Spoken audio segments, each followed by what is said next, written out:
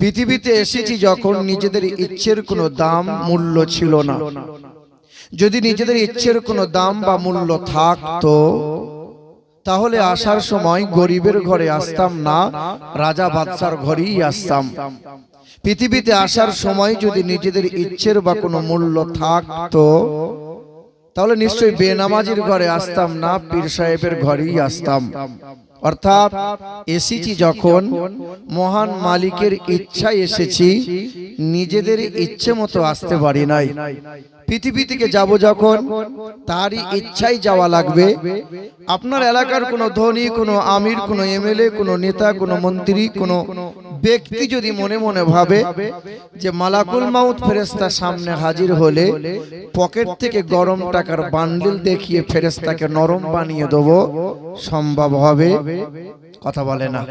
সম্ভব হবে যে না, মালাকুল মাউত ফেরেশতা হাজির হলে সেই দিন কোনো বাহানা চলবে, আমাকে 2-4 মিনিট সময় দাও, এই রকম সুযোগ আমি আপনি কেউ পাবো? কেউ পাবো?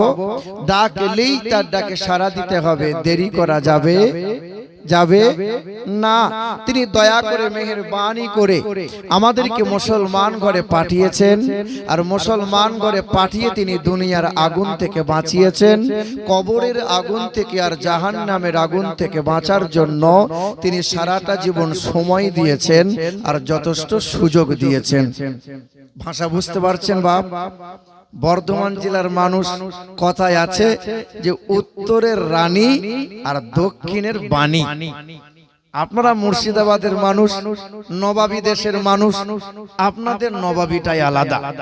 তবে হ্যাঁ, কাটা কাটা শব্দে বলবো, একটু কষ্ট হলেও বোঝার চেষ্টা করেন। মুর্শিদাবাদ থেকে যখন আমাদের বর্ধমান জেলায় কেউ কাজে যায় তা আমরা বলি ভাই কাজ একটু পরে করবে, ভাটালে সুরে দুটো গান শোনাও তো। শুনছেন এ বাবা, মানে মুর্শিদাবাদের ভাষায় শুনতে মজা লাগে আলাদা।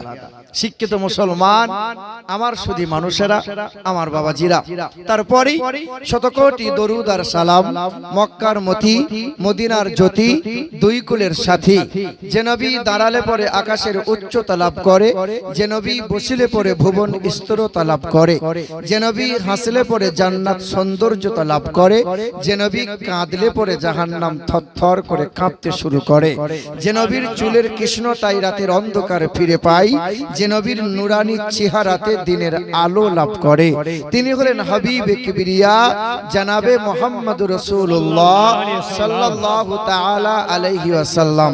তিনি হলেন বিশ্বের সভাপতি, তিনি হলেন বিশ্বের ন্যায় বিচারপতি, তিনি হলেন বিশ্বের অর্থমন্ত্রী, তিনি হলেন বিশ্বের রাষ্ট্রমন্ত্রী, পররাষ্ট্রমন্ত্রী, তিনি হলেন মানবতার বন্ধু, মানব জাতির কল্যাণকর্তা জনাবে মুহাম্মদুর রাসূলুল্লাহ সাল্লাল্লাহু আলাইহি ওয়াসাল্লাম।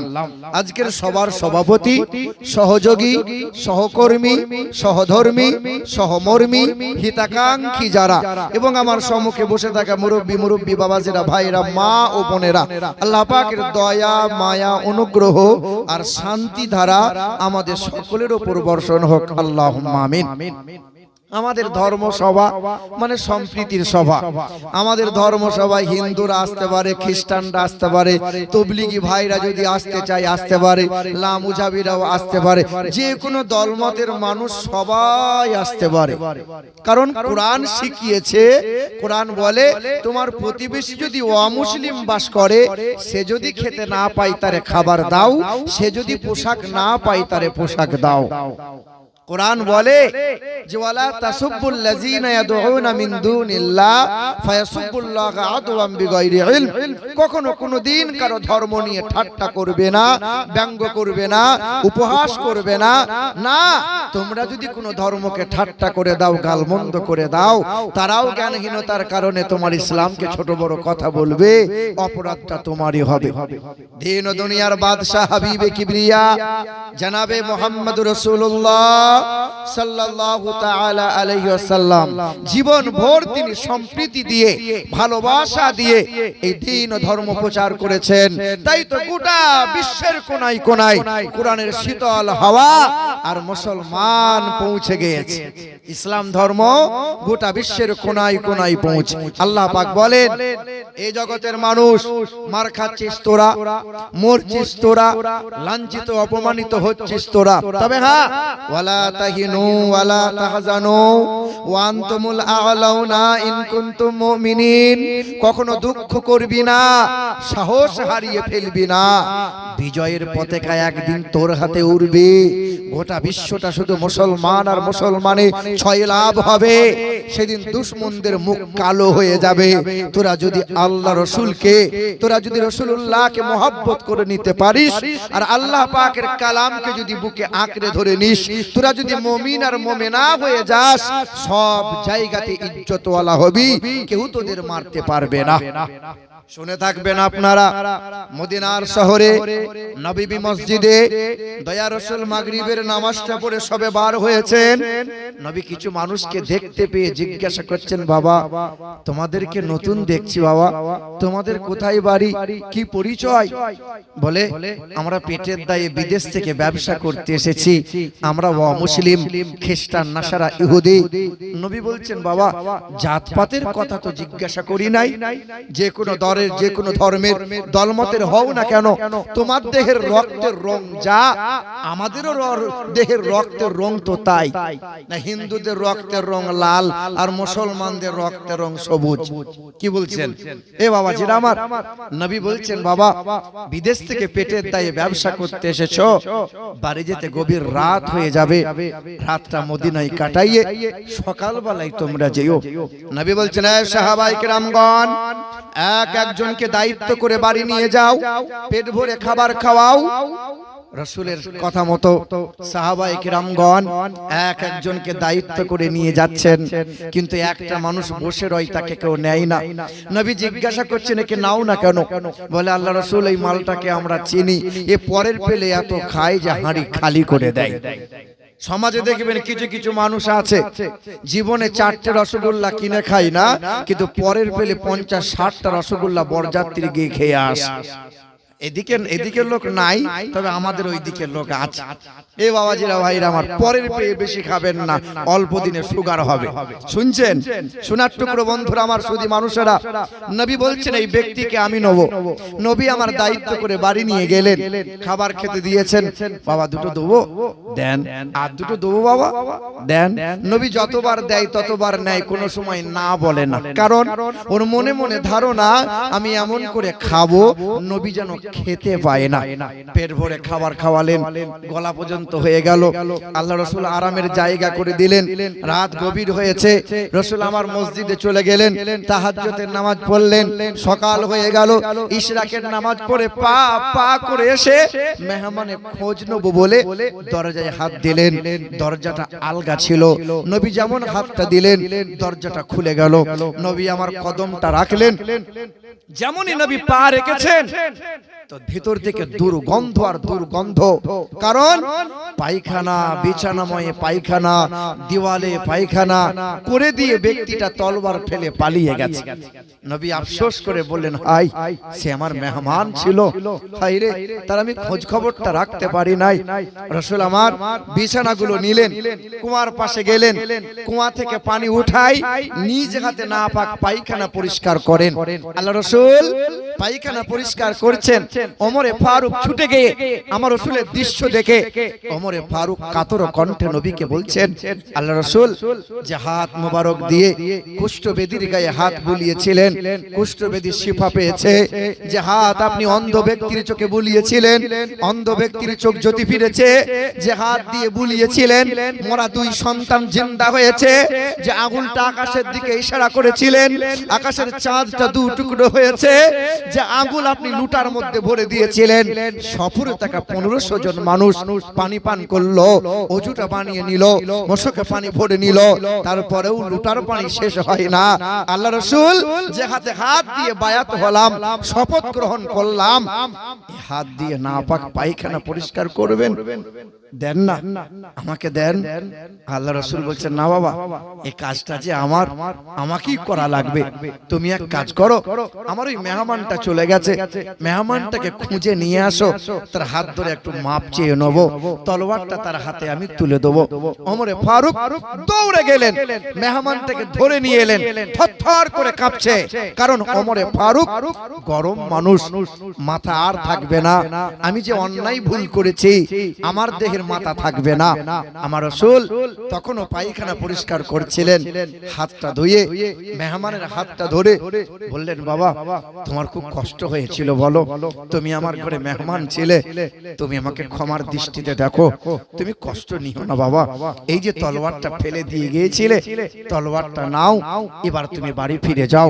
মানুষটা তলোয়ারটা নিয়ে দু চার কদম আগিয়ে গেছে, দেশের দিকে ফিরে যাবে, চেহারাটা ঘুরিয়ে নিয়ে ঝরঝর করে কেঁদেছে আর চিৎকার করে বলেছে, পৃথিবীর জমিনে অনেক ধর্মগুরুর কথা শুনলাম, অনেক মুনি ঋষির কথা শুনলাম, কিন্তু মানব জাতির মুক্তির দূত, কল্যাণকর্তা, বিশ্বের মহান নেতা, তিনি জনাবে মুহাম্মদুর রাসূলুল্লাহ সাল্লাল্লাহু আলাইহি ওয়াসাল্লাম ছুটে এসে নবীর কদমটা বুকে আঁকড়ে ধরে নিয়ে বললেন, আল্লাহ রাসূল আমাকে আপনার কদমের তলায় একটু জায়গা দেবেন? দেন না ইয়া রাসূলুল্লাহ।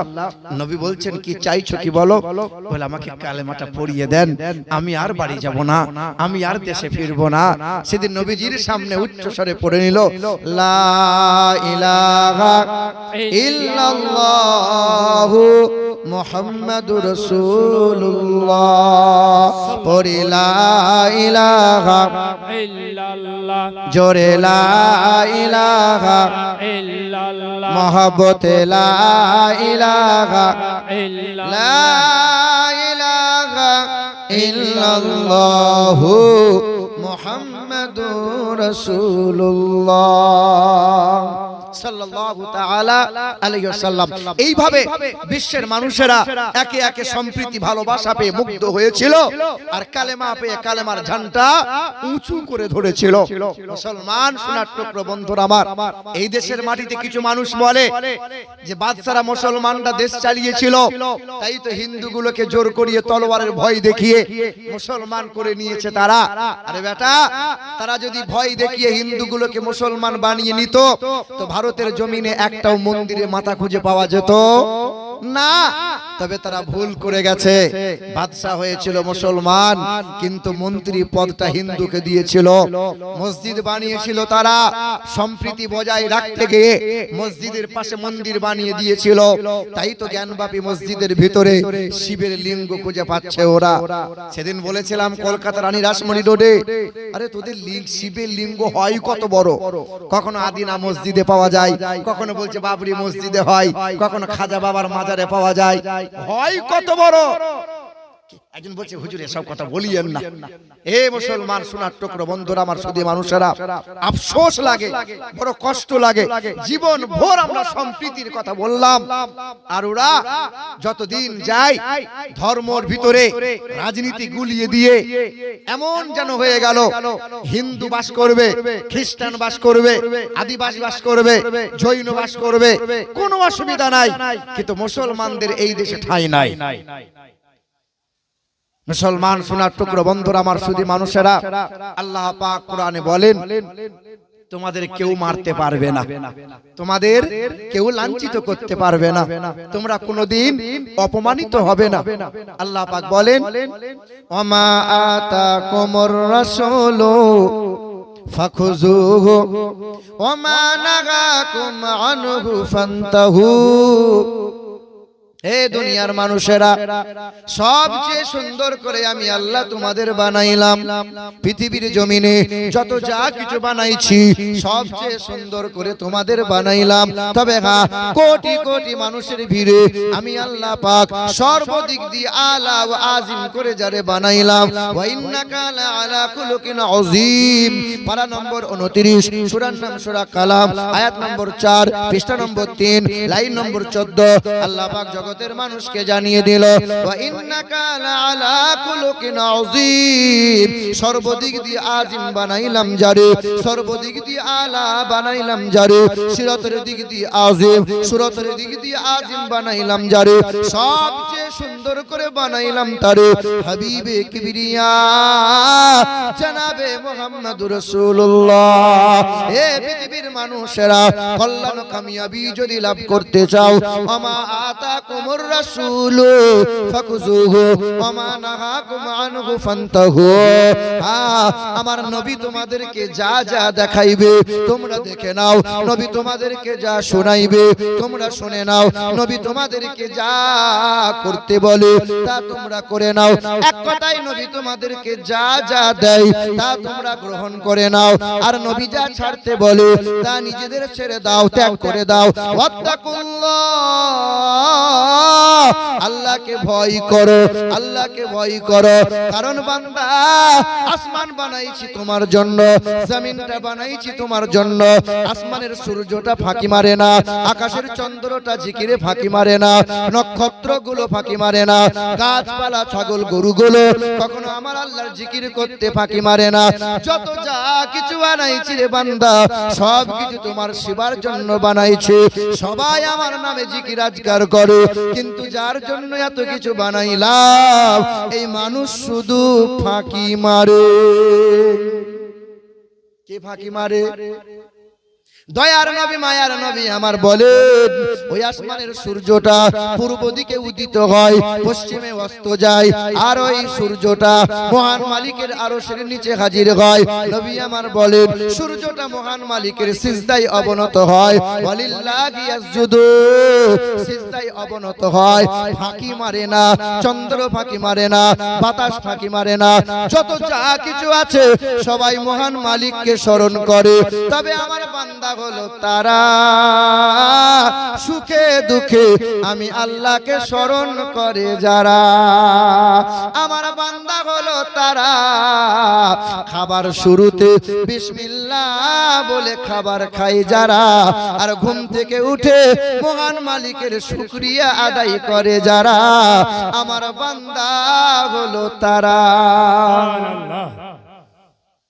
বলেন তো বাপ, গরু ছাগল খাবারের আগে বিসমিল্লাহ বলে খাবার খায়, কথা বলে না? গরু ছাগল পেশাব করে পানি নেয়, গরু ছাগলকে রাতের বেলায় যৌন মিলনের পরে সকাল বেলায় ফরজ গোসল করতে হয়। কাকে করতে হয়?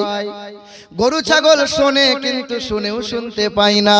এই পৃথিবীতে থানা আছে তো মানুষের জন্য, আদালত আছে যে মানুষের জন্য, স্কুল কলেজ আছে মানুষের জন্য।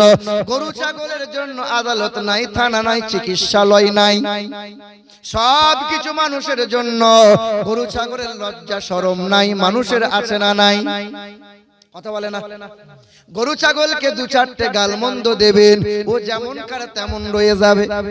কাল আপনার গরুর কানটা ধরে বলবেন, গরু, বর্ধমান থেকে আমিরুল ইসলাম এসেছিল, এই মোবাইলে রেকর্ড হয়েছে, 3 ঘন্টা বয়ান করে গেল, 2 ঘন্টা বয়ান করে গেল। গরু, তুই 2 ঘন্টা বয়ানটা শোন। গরু শুনবে, কিছু বুঝবে গরু? কথা বলে না? আপনার গরুকে কাল সকালে বলবেন, গরু, কাল আমি শ্বশুর বাড়ি যাব, 3 দিন বাড়ি আসবো না, বারান্দায় ঘাস আছে, সময় মতো খেয়ে নিবি, পিছন দিকে বাথরুম আছে, 2 টাইম বাথরুম যাবি। আপনার গরুকে যদি 2 ঘন্টা এমন কথা বুঝানো হয়, আপনার গরু কি বুঝবে? গরু দেখেও দেখতে পাই না, শুনেও শুনতে পাই না। গরু ন্যায় অন্যায় বিচার করার ক্ষমতা নাই। গরু বৈধ অবৈধ চেনে না, গরু হারাম হালাল বোঝে না, গরু পাক না পাক বোঝে না। মানুষের বাচ্চা যারা পেশাব করে পানি নাই না যারা, ওরা হলো অমানুষের বাচ্চা, মানুষের খাতায় পড়ে না। খাওয়ার আগে বিসমিল্লাহ বলে খায় না যারা, তারা কখনো মানুষ হতে পারে না। আর পেশাব করে পানি নাই না যারা, ফরজ গোসল করে আদায় করে না যারা, মহান মালিকের সিজদায় অবনত হয় না যারা, মানুষের খাতায় তারা পড়ে না। কারণ আল্লাহ পাক বলেন, ওয়ালাকাদ যারানা লিজাহান্নামা কাসীরাম মিনাল জিন্নি ওয়াল ইনস লাহুম কুলুবুল লা ইয়াফকাহুনা বিহা ওয়া লাহুম আ'ইনুল লা ইবসিরুনা বিহা ওয়া লাহুম আযানুল লা ইয়াসমাউনা বিহা উলাইকা কাল আনআম। পারা নম্বর 9 পৃষ্ঠা নম্বর 13 লাইন নম্বর 1। সন্দেহ হলে কাল সকালে ইমাম সাহেবকে জিজ্ঞাসা করে দেখ। আল্লাহ পাক জগতের মানুষকে জানিয়ে দেয়, বুঝেও বোঝে না যারা, বিবেক আছে বোঝে না, দেখেও দেখে না যারা, চোখ আছে দেখে না, শুনেও শোনে না যারা, কান আছে শোনে না, তারা চার পায়ে কুকুর বিড়াল গরু ছাগলের চাইতে খারাপ, তারা মানুষের খাতায় পড়ে না। কথা বুঝতে পারছেন? জি জি। আমরা দেখতে পাই কি পাই না?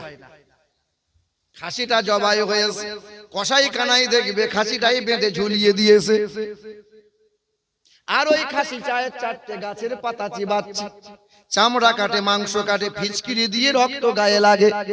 ও খাসি মহা আনন্দে গাছের পাতা চিবায়, ও দেখেও দেখতে পায় না এরপরে টিকিটটা যে ওর আছে, ওটা অবলা প্রাণী, তাই দেখেও দেখতে পাই না, শুনেও শুনতে পাই না, বুঝেও বোঝে না। তোমার আমার ঘরের বিবিগুলো পেট বার করে পঞ্চায়েতে যায়, ব্যাংকে যায়, বন্ধনের লোন আনতে যায়, এই মরদটা দেখেও দেখতে পাই না, বলেও বলতে পারে না কাল থেকে লিখে দিও, কাল থেকে শুন বুঝে নিও, কাল থেকে এটাই তুমি বলে দিও আমি পুরুষ না যে নিজের ঘরের বিবিকে পর্দাশীলা বানাতে পারলাম না। তবে এখানকার মা বোনরা তো ভালো, স্বামীর গায়ে তেল পায়ে তেল দেয়, স্বামীর কথা মতো চলে, ঠিক কিনা বলো? আমাদের বর্ধমান ডিস্ট্রিক্টের মা খালারা একটা ফ্যাশন